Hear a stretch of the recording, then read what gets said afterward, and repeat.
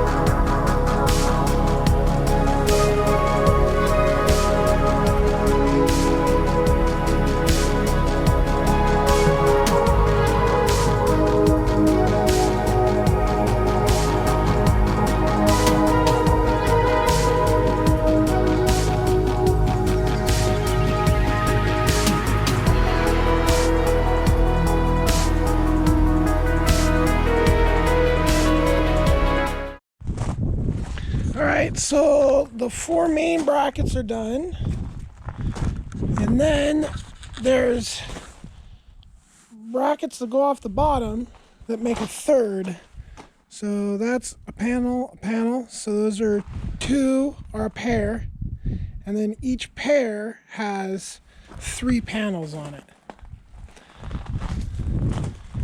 like sideways. So there's the little pieces I've got to install on the bottom. Those go on the roof. Those are the wall brackets, and then that comes off the wall, so it stands off the wall. And then that meets up with that over there. And then all that'll go on the extent, the bottom. That'll all go on at the end. I'm going to mount all that, because if I put all that on those now, those would weigh so much they would be really hard to mount. So I'm just going to mount them the way they are and then add the bottom part. So that's but before I do all that, I have to mount the roof brackets and I have to mount the wall bracket.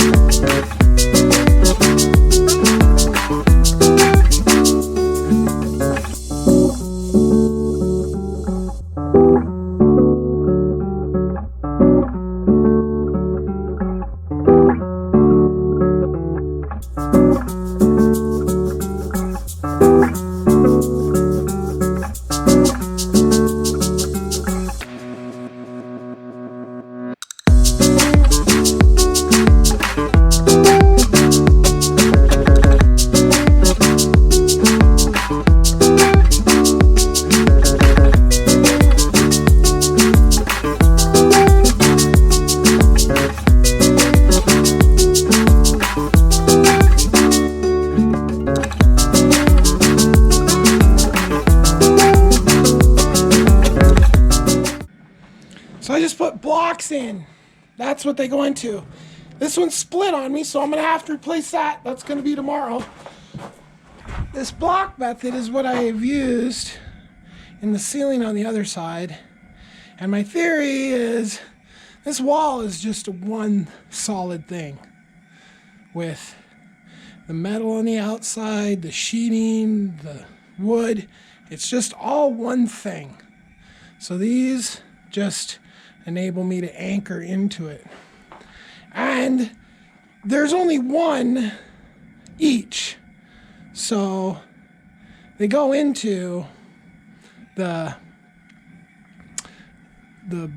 beam itself, which is weird. It looks like this one's taller and that one's lower. I don't know what's going on, but all the measurements come from the top down. Everything's getting mounted, hanging off the top. So.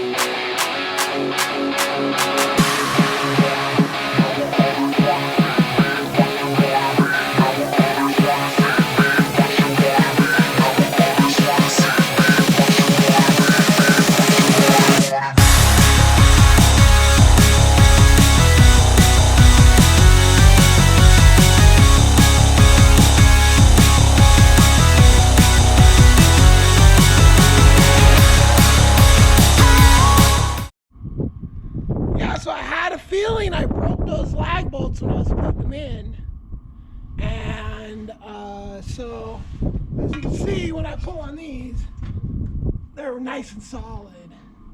So, but I kind of had a feeling because they were twisting free, but I wasn't sure whether I had, I wasn't sure what was going on. I was in denial. I was hoping it was, I was hoping I hadn't broken those two. Like that's not ideal. So I did the math that each one of these has to hold 30 pounds plus the structure, which the structure,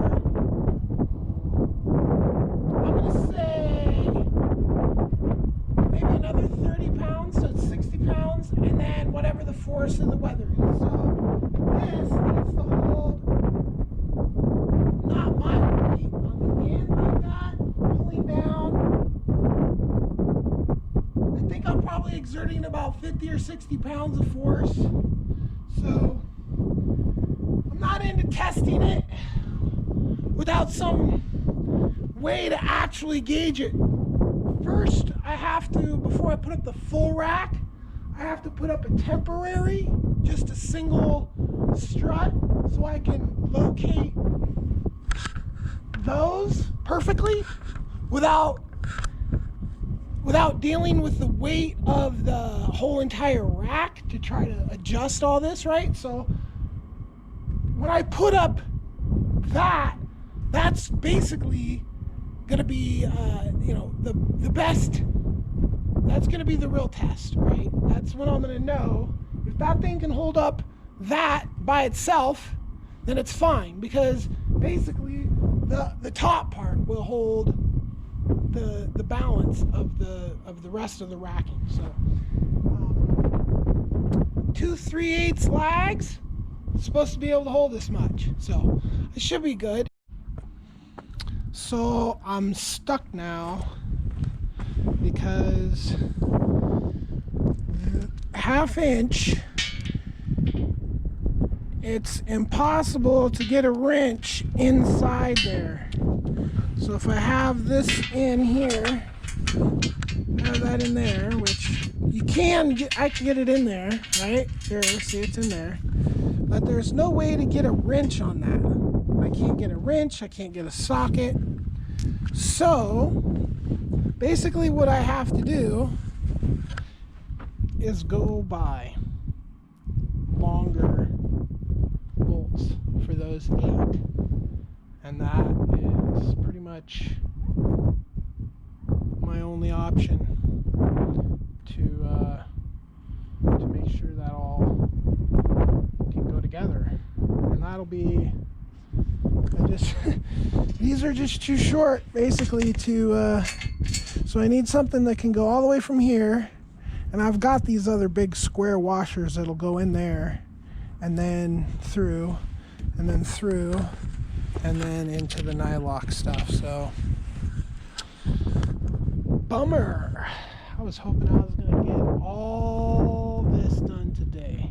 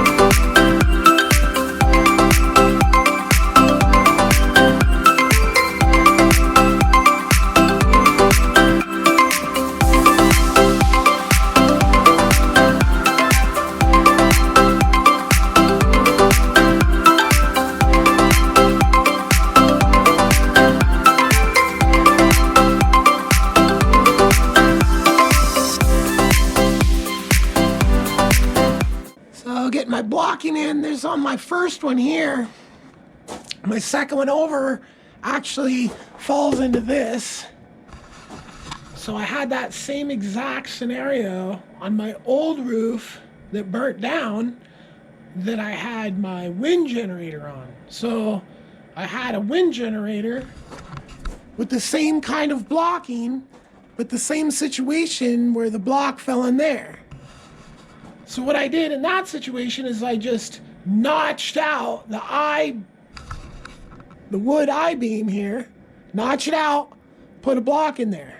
So I tried to put a block below there and it split on me twice. So I'm just gonna do what I did on the other one. So that's pretty much where I got to today. So I've got this one to finish and then those two to finish. And once those are all finished, then I can put up the racking. This one was a pain, zero fun, because the lags were going right through the top of this. So what I did was obviously I cut out this little I-beam piece and then I added those two chunks and then these little blocks. So those blocks are making up for this whole like not even like a 1/4 inch or 1/2 inch or something, 3/8 maybe, width. Like that was what was providing the strength for compression in this area. So now, oh wow, there's actually a gap. Crazy. I wonder if it pushed it up. It did. It pushed the roof up. I gotta go fix that. I did not know that. This shit's probably super hard to screw into. This is like a crazy compressed beam. So, but then I got another block here, the back that just handles the back. So here, the other side, this one is just handling one. And then I've got this big block that's handling two, right? And that took me hardly any time to put up. This took me forever. And now I still got to redo it because there's a gap right here. And I can see the roof's pushed up. So it's not, because this was all perfect, measured.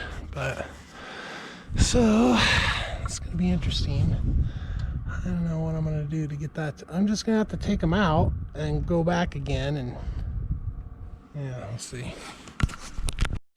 So I got it to about 1/8 of an inch. I'm not going to worry about it. This thing's in here so solid, like I could probably do a pull-up off that. Once I get the racks up, before I put the panels on, I'm going to do a pull-up on the combined strength of each rack. So the solar panels are 120 pounds and I'm about 190 or 200 or something. So that'll be a perfect extra amount to cope to take into account for like wind and yeah, wind. I forgot to put a board back here and there, so I gotta go take all that off and then put blocks into there. I do want the whole length in wood, so that's no fun. This is how I install the blocks. I block between the rafters and then I block this is the block that I'm gonna be using to go into the lags.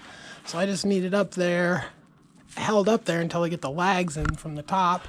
Once the lags in, then I can take all that down. All right, there's that block done. Those blocks are done. Those have been done. This was an entire day of blocking. So it's rack mounting day. It's been rack mounting day for days. We're actually gonna hang the racks. And I always think I'm going to be done with this way before I'm actually onto it, because everything else always takes so much more time. So I got to go get the racks, and how I'm going to hold those racks up there and bolt them on has been the question. And the concept is the truck. So I'm just going to back the truck up. And to back the truck up, I need to get it started. And in case you haven't noticed, there's snow. So getting the truck started when it's cold is a whole process. And so that's what I'm doing right now. But I don't know how much. Looks like I'm going to have a decent day. I should have enough power to clear the fault, which I go into fault mode every single day, pretty much in this time of year. And then a few hours of decent sun and it comes out of fault. And fault just means I can't run anything that's got, like I can't run a chop saw, I can't run a heater, I can't run anything that draws like over 500 watts. I think under 5. I don't know what the actual cutoff is, but if it's in fault and I run something, it'll just turn the inverter off. Right? It'll sit there in fault and it'll run in fault indefinitely if I don't use too much power. So that's just kind of my reality, and that's why I'm pushing ahead on this solar array and pushing it to the front of all the projects that I've got, because I need to be able to run a dehumidifier in there, and running electric heaters more often would be nice. I bought 2 of them. That cost me $100. I can buy 50 gallons of diesel for less than 100 gallons. So 50 gallons of diesel is probably like 2 months maybe worth of diesel, maybe less. I don't know. I'm not actually charting it officially, but basically it's going to take me quite a while to pay off those electric heaters. And like, as an example, I was able to run one yesterday for like 2 hours or something like that before I just didn't have enough power to run it anymore. So, and then when I turned it off, the power went right back up to max, but it just wasn't going to run the heater and keep the battery charged. So, and it did get cloudy early last night, and I should have filmed it because it was really amazing how just this front just came in of clouds and rolled in, and I guess that's where the snow came from. So, yeah.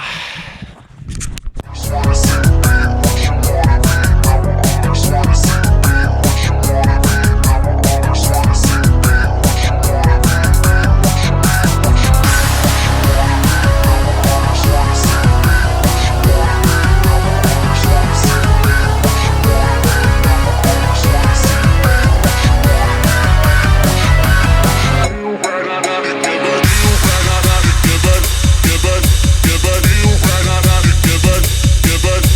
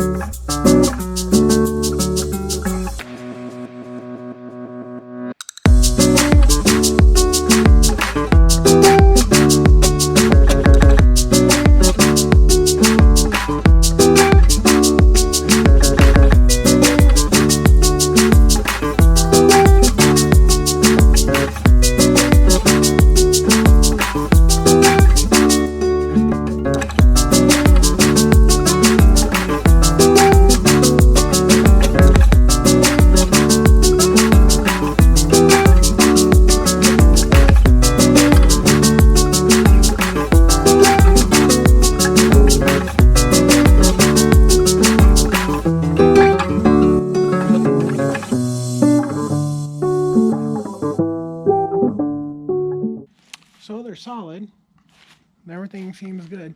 This bottom has a little bit of a wobble to it that I don't really like, so I might put cross members in there just to cut down on any wobble.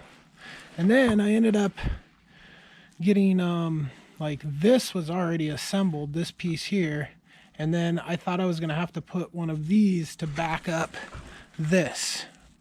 Well, I ended up just mating it, and this is something I wasn't thinking I could do, putting the 1/2 inch bolt, because getting a 3/4 inch wrench in there on that to do anything is really impossible.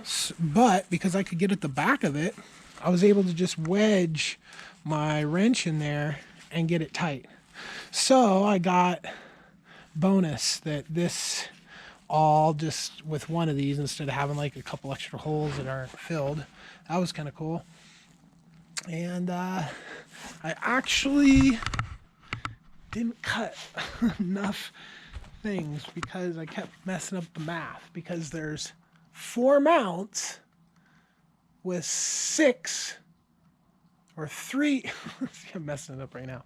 4 mounts with 6 panels, 6 mounting panel, right? So the 4 and the 6, and then, you know, some things needed 4, but other things needed 12.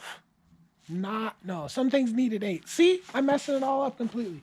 Yeah, so I just, needless to say, I've got 4 pieces I didn't cut. So I've got all the parts for them. I just don't have the pieces, the strut cut to the right lengths, right? And the clouds aren't doing me any favors for power. So I didn't even come out of fault today, so I can't cut anything. And honestly, it's starting to get towards the end of the day. I'm starting to get hungry, and that looks like that's about what I got done today. Which, there's a little more. I got the setup here, and I had to get the truck started, and getting the truck started took like an hour, you know. There's only a few hours of usable sunlight, and I got to be done working to be able to do all the dishes and everything I like, because I pump water to clean the dishes, and pumping that water to clean the dishes when it's, dark is just, cutting into my total power supply. So needless to say, I think I'm cutting the day at this point, because it was a good day. I got those things up. I didn't hit my head on anything all day, knock on wood, which is, super rare. Like, I stood up right into one of those the other day, and I thought I cut my head. I could have swore I felt hot liquid running down the back of my head, but I just kept working. I'll get those other 2 up. But even with them up, like I said, I'm still short parts. Now, it's supposed to be a sunny day tomorrow. It's what the forecast said. So if it's sunny, I should be good and should be able to cut the rest of the parts tomorrow. And pretty much have everything installed. Now, all these parts here, where the panels go, like, none of that's tight, because it needs to be adjusted so this one and this one match up, right? So that's something that I had to do when they're in place. That one's going to be fun. I'm thinking I'm going to have to put a ladder in the back of the truck to be able to get up there to do those. So that's going to be fun. But that's basically after I get those all mounted, I get the other stuff cut. At that point, I'll be able to go in and what I'm calling tune them or adjust them to correctness. And yeah, it just keeps going days and days and days. I thought I was going to have all this done today, but no, I got half of it done. And really not even fully half, because there's a whole one of those brackets that goes on the bottoms. That's why they're extended. There's like a whole nother entire set that I had to, I had to install. And that's what I didn't cut. So I have one, I could put one of those on, but I don't have the other one. I don't have 3. Is that what I'm missing? No, I have 2. I'm missing 2. The other ones are over there to be measured for cutting. That's right. So I could technically put the bottoms on these and then just grab the measurements off. So not that big a deal. But I'm losing light. Kind of tired anyway. It's working out in this cold, wet snow stuff. It's been super fun today. And there's like, you know, once I'm done, then I have to go through and put my tools away, put the batteries away, put the ladders down, because the wind comes through here, and that ladder has hit the ground so many times because I left it up and the wind will just blow it down. Like yesterday, it was blowing it over to the side. Like it wouldn't even stay there. It just whoop as soon as I go. So I got to put all that stuff down to be able to not get ladders just flopping. I mean, that ladder's beat up so bad.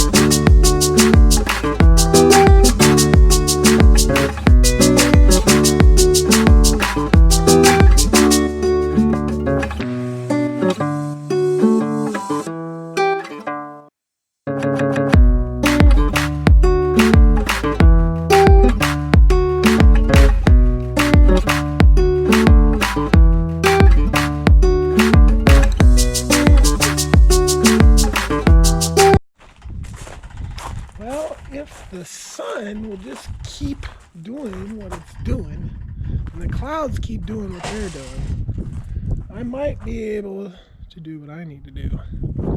I did make a couple cuts yesterday with a Sawzall. Yes, cutting metal with a Sawzall, it works great. It's just hard to make straight cuts. So I have a skill saw that has a metal blade on it, but the metal blade is it might be just for metal roofs. So, but my Sawzall blade cuts through the strut like butter. So I've got I've got about 6 pieces I need to cut, and it's the same story every day. Like, I'm just sitting here staring up, looking at the clouds, looking at the solar, looking at the battery, looking at the inverter. Am I going to be able to have enough power to be able to make cuts today? And we're almost to winter solstice. The date, I mean, like, it's like not even 2 weeks away from the shortest day of the year. So this array that I'm installing currently is optimal from about maybe 2 months ago, and then for another 3-ish months. That's my guess. Like, at one point, this winter array will become almost completely useless, really, during peak summer, because the top panels will be blocking the lower panels, right?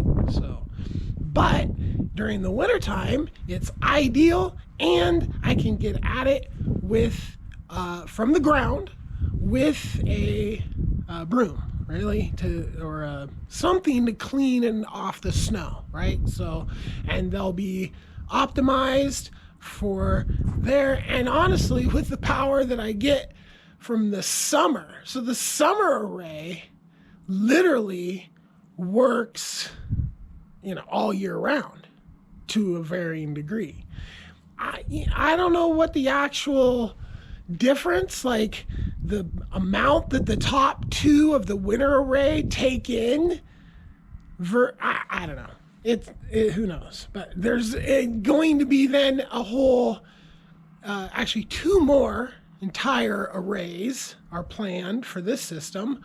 One that's going to be like what people would typically put, so that I think it's 46 degrees for where I live.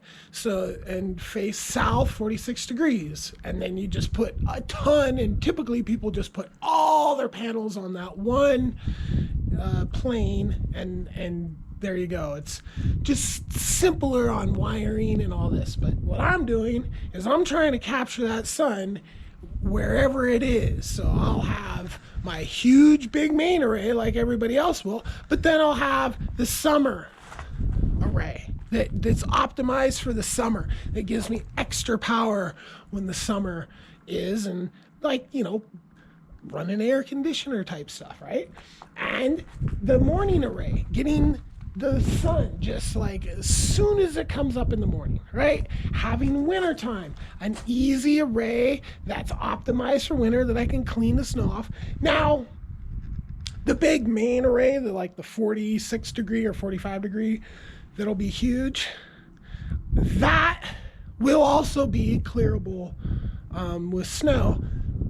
Where I want to put that though does not exist yet. Like I have foundations that need to be poured and whole walls and roofs and all this stuff that has to go.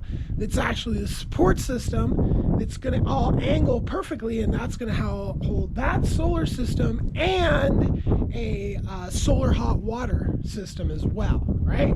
So that's why I'm not just installing this. Right? So that's why I'm putting the winter up, is because I can just put up 6 panels and have a nice winter bonus. That, I mean, really, on days like this, I would say with the amount of sun I've already had, I would already be, good to go and do whatever I need. Where now I'm waiting, and I've got, before I can cut with my chop saw, I've got a volt. I'm at 42.7 and I need to be at 44.1. And I'm getting about 350 watts. The clouds are just kind of doing that whole thing where they just kind of blow by and very slowly camp over the sun for a while, but then it comes out. So yeah. And how long it's going to take me to get this finished? Well, it takes me a little extra time to make the video portions and waiting for power to be able to cut the strut. And I had a day I could have cut it all, but I totally I added 4 pieces, which is what I'm cutting with the with the Sawzall, because it's not a big deal. Honestly, there's only like one cut, two cuts. So I need 1, 2, 3. I need 4, 5, 6 pieces. So there's 2 of those pieces that I really need a square end on, right? So if I need a square end on 2 of them, I might as well just put up. I might as well just put on wait until I can. So I'm just hope that the fault will clear and I can run my saw. I'm just hoping, right? And the one thing that I didn't order anywhere near is enough, like maybe a third as many as I should have, is the 3/8 washers. And for some reason I ordered just 100 of them, and I've run out, and I've bought some more at Lowe's that were like half as thick, so I used double, and that cost me. And then I just bought another like 36 or something like that at Ace Hardware, and they were 47 cents a piece. And luckily I had a $5 coupon, so it only cost me like 12 bucks. But I seriously hope I have enough 3/8 washers left, and I wanted to have a bunch extra, so I should have ordered 300, and I only ordered 200. And I believe I paid like 22 bucks for 100 through the eBay. So yeah, but that's basically, I just forgot like a couple of bolts and then not enough washers. But other than that, I got everything on eBay for so much cheaper. Like the amount of money cheaper it is ridiculous. Well, look at that. I mean, at the Ace Hardware for 36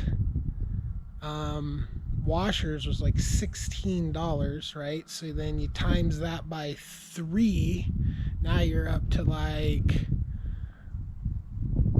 30, almost 50 bucks or something like that, close to $50 for 100 washers, where that was like 22 on eBay. So and it's the same story at Lowe's and Home Depot. Like, you buying all those nuts and bolts and strut parts, I spent, I'm going to have some extra stuff, but I spent like $700 ish on just hardware, not even the strut. And I'm not even sure how many pieces of strut that I've used. I haven't calculated that. I had a bunch. And now I don't have much left. I think I had a pile of like 8. And this is after building and cutting a bunch of stuff. I still had 8, and then I did a bunch more, and then I have, yeah. So I'm over 10. I'm at like probably 15 or 16 pieces of strut. So anyway, and I'm just keeping it going. So I need 4 pieces of strut. I need 2 46ers and 2 20s. The 20s, one end needs to be square. So I've got 2 good square ends and a Sawzall. I've been getting pretty good cuts. I've had to cut 4 pieces now, and they weren't bad, so I'm just gonna go for it because I don't know if I'll get power back today to be able to bust out the actual saw I want to use. So I'm just gonna do this.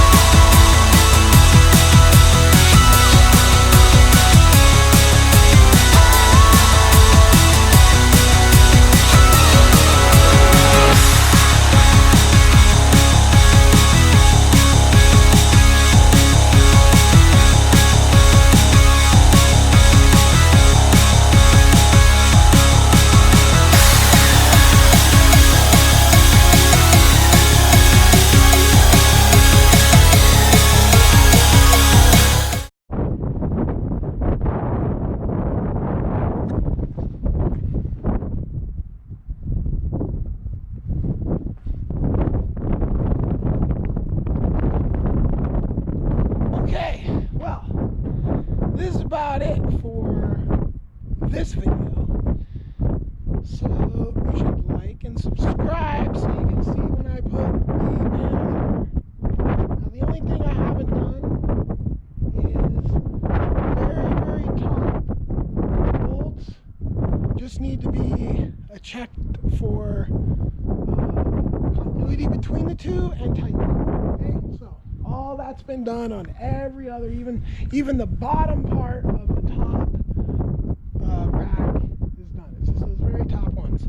Now, if you want to see how I'm going to do that and how I'm going to get those panels up there, better subscribe, because that's in the next video. Video coming up after this one in this playlist. Could be other videos in other playlists between then and now, but this playlist, this one. So, this is not the cheapest way that I've put up solar panels. The cheapest way was my summer array, and you can probably see it up there. That used less than 2 pieces of strut per panel. The next array used 2 pieces of strut per panel.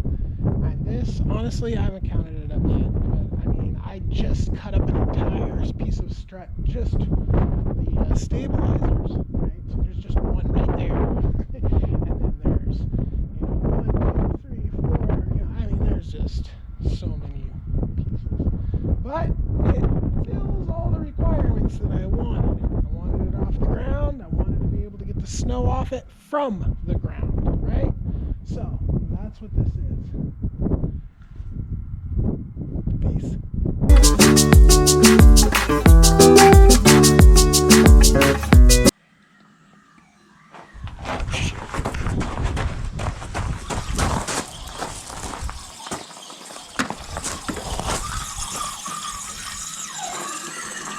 Oops. I forgot I was doing something.